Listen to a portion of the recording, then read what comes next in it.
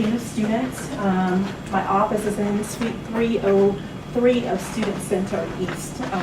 And just in case you ever have to come and visit me. And sometimes, and I'm okay with that. I will say that sometimes faculty feel more comfortable sitting down talking to us than explaining it over the phone, and that's okay. If we're available, we will happily schedule a time to meet with you to discuss the issue. So I've been asked today to come and speak with you all about the disruptive student policy and any other code of conduct related things you want to talk about today as well. I'm open to that. But really going to focus this conversation on disruptive behavior in the classroom. In other learning environments, I should add that because it does happen when you assign group work to the students over social media. They're using GroupMe now is one of probably the most used collaborative tools, I think, and I've seen students be threatening to others over GroupMe. So I want to make sure that we talk about all of that. So what are we talking about? Disruptive behavior. Can some of you give me some examples of things that you've seen in your classroom that may be disruptive?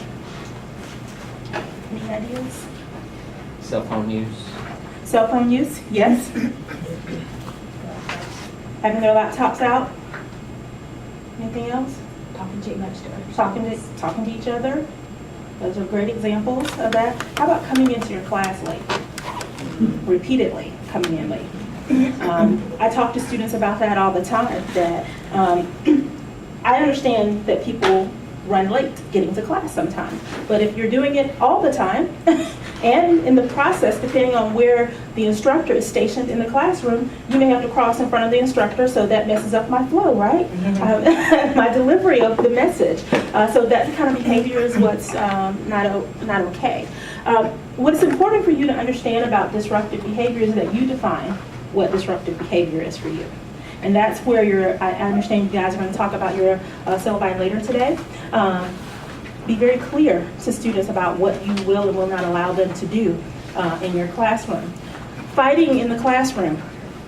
So this past year, and I saw some puzzled faces when I said that. Yes, that has happened.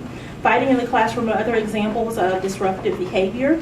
I would like to think that that doesn't happen here, but it does. I think over the last year we had 2 instances of that type of behavior. And so what I want to talk with you all today about is if you have something that you consider to be disruptive, how do you go about addressing that with the students? And there are many options open to you. If you will look at the handout that I gave you, on the back of the handout, there's a chart. Does everyone have it? It's a 4-page. You don't have it? Okay. Sorry, I think I flipped.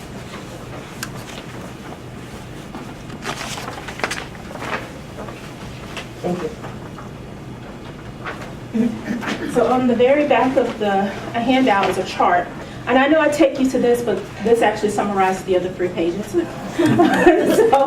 it makes it a little easier to understand. Some of us need the flow chart versus needing the word. So I want to make sure that we kind of focus on that as what are your options if someone is disruptive in your classroom. So in the first box, on day 1, there are things that you can do. And those 4 things are listed in the box on the right-hand side. You can give the student an oral warning about their behavior. You can have the student, request that the student leave the classroom. You can have security, university police, remove the student from your classroom. Or you can ask the students to step outside the classroom and you actually are readmitting that student to the classroom because you've had a conversation, then okay, you can come back in to the class. But those are the only options that you have. If you are, there is the option of saying, I want you to leave my classroom and I don't want the student to return. That's when we get into the rest of the policy. So the initial phase is, I'm warning you about your behavior, I ask you to leave, I may have to call security to have you leave, but if you readmit the student to the classroom, then technically that's the end of the issue. But I would recommend you document that behavior so that should you have to address it again later, you can say, well, this is not the first time I've had to address this behavior with you. putting it in writing that I gave you a warning about using your cell phone in the classroom. Gave you a warning about continually coming in late to class. Most oftentimes, when you are interfacing with our office, though, it's gotten to a higher level, right? At this point, the behavior is so egregious that you want the student not to be in your class anymore. And that's what I want to make sure that I help you understand what the steps and the process is for that. Yes, ma'am.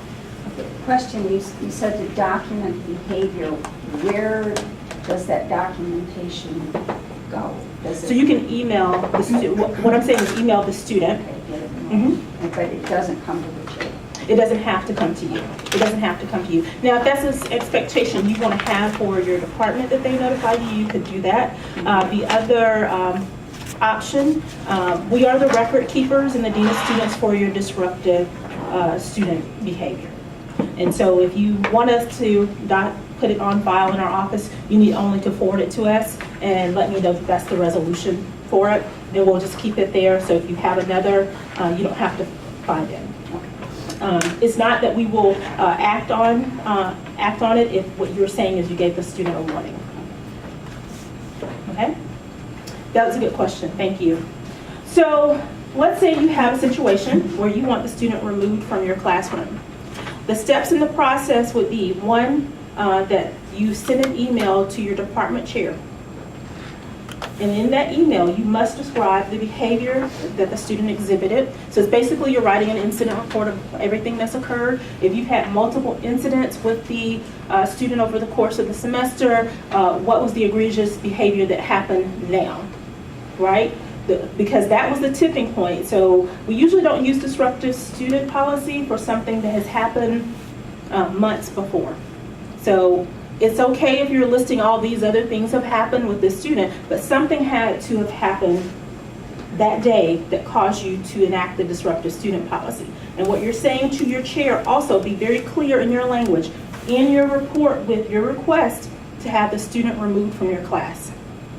That tells your chair, okay, now I need to follow the rest of the steps in this process.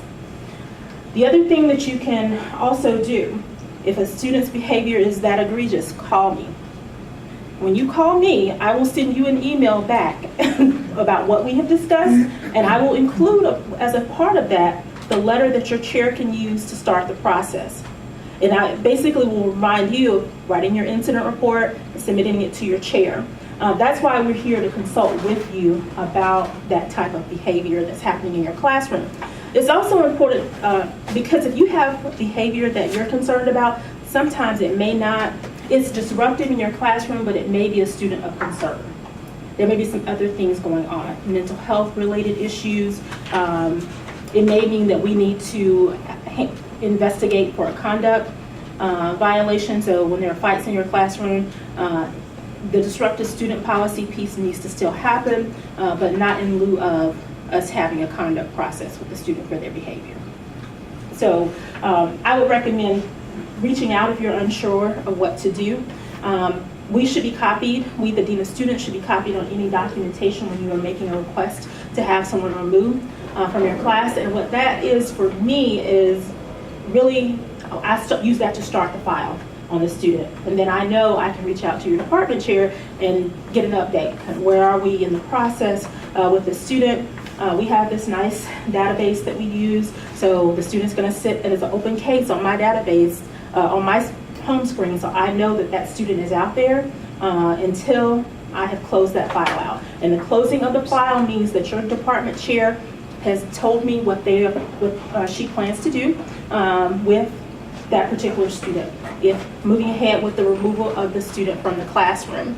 Now, in removing the student from the classroom, the Dean of Students is the only office that can tell the registrar to actually withdraw the student from the class. And if you were to contact the registrar to have the student removed, they're going to contact me and ask me if it's approved. So in essence, what I'm doing is sending your final letter to the registrar and saying the student was removed under the disruptive student policy. And that assures the registrar that we have followed all the steps in our process. Okay? Is that clear, process-wise? I think when we get into the midst of class, we don't expect students to respond to us in certain ways. And then they do, and it kind of throws us off of our game. So I just want to make sure that we are open about what types of things happen.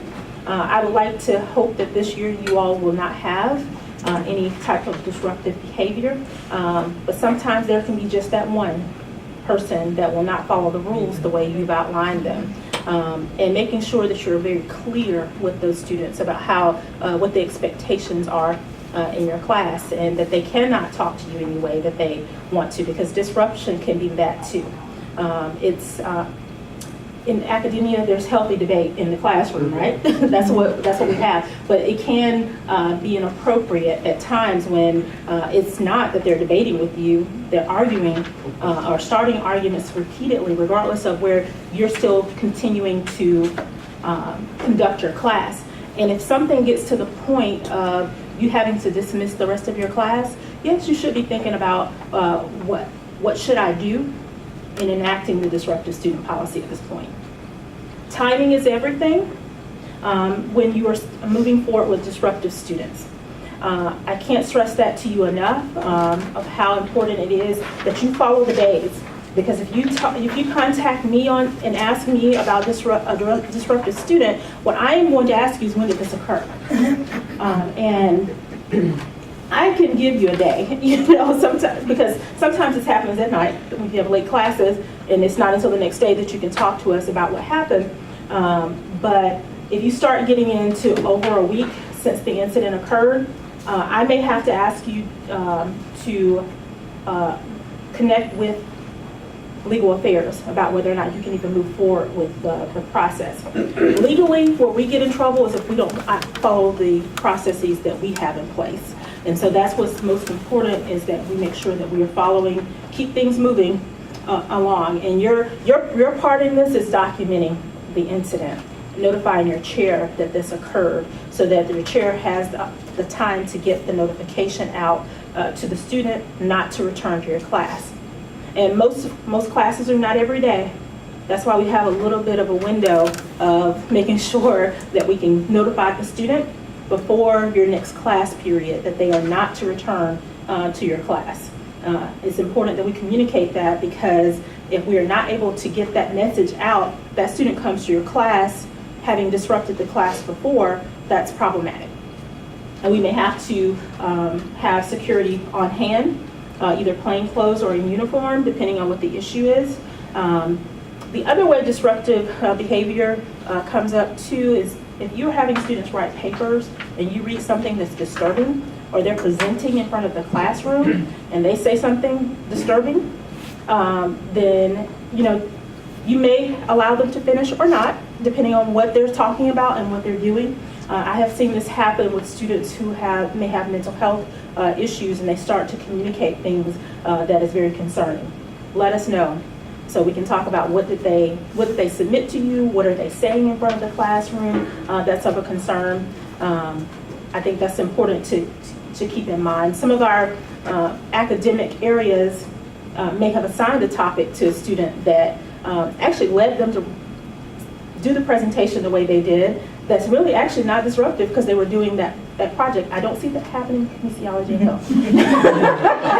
So if you start to see that, then it may be something you want to talk to us about, about what's going on. But you do have a lot of labs where people can mishandle equipment, and if they're dealing with any kind of chemicals, or touching people inappropriately, all of that falls into under the code of conduct in some way.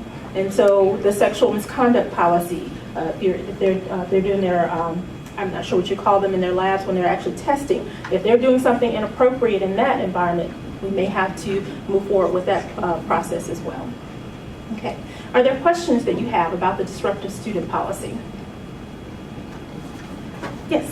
Were you, and that may be jumping ahead, and I apologize if I am, but you had mentioned documentation and forms. Does everybody know where the forms are located that we need to use? So there's technically no form. It's actually usually the instructors will use a Word document and type up exactly what occurred. Doing it in an email is fine. description there. If you submit an incident report on the Dean of Students website, that is something that goes automatically into our database. So if we get it and we realize, oh, this is a disruptive student issue, what I would do in that case is I would talk to Dr. Lund and forward it to her and say, hey, I just want to let you know that we received this in our office. So that's not typically how the disruptive student comes up. Usually it's more emails than anything. The other form that I mentioned was the email. There's a form email, not required to use, but it does have all the requirements that are listed in the policy that we must let the students know about as they go through the process. Dr. Lund's done this before, probably a few times, so she has her own format to use, and that's okay too, but we just give it to other departments because not all of them are used to having things happen of this nature. So there's no set format, but it's very important that you're just descriptive in what you report. So in your report, using, I talked to our student staff too in housing about this. Be very clear what you mean by a threat, right? Do not say the student was threatening without telling me what they actually did or said, because that's going to be a pivotal point.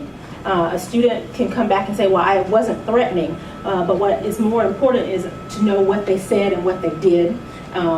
Were they behaving in an aggressive manner? Were they arguing? Did they hit someone? All of those things are important to describe the behavior that you thought was threatening in that moment.